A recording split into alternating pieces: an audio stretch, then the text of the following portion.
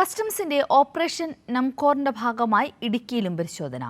തിരുവനന്തപുരം സ്വദേശിനിയായ social media ഇൻഫ്ലുവൻസറുടെ car അടിമാലിയിൽ നിന്നും കസ്റ്റംസ് കസ്റ്റഡിയിലെടുത്തു.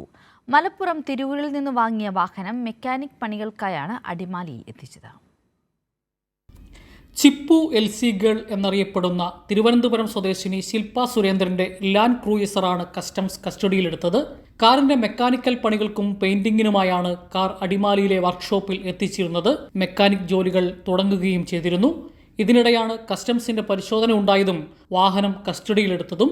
2023 സെപ്റ്റംബർ മാസത്തിൽ മലപ്പുറം തിരൂർ സ്വദേശികളായ ഡീലർമാരിൽ നിന്നാണ് ശില്പ വാഹനം വാങ്ങിയത്.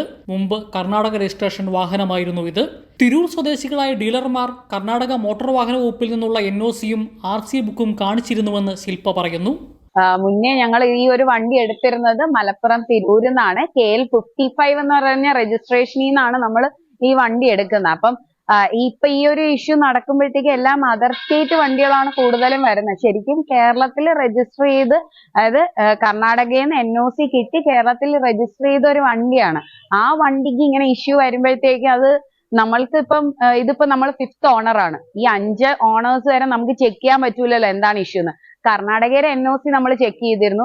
പിന്നെ KL 55 രജിസ്റ്റർ ചെയ്തു, അതും നമ്മൾ ചെക്ക് ചെയ്തു. എന്നിട്ടാണ് നമ്മൾ എടുക്കുന്നത്. കർണാടക സ്വദേശികൾ വാഹനം വാങ്ങിയത് കോയമ്പത്തൂരിൽ നിന്നാണെന്ന് പറയപ്പെടുന്നു.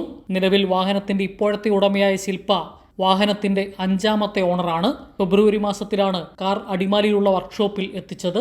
കൈരളി ന്യൂസ്, ഇടുക്കി.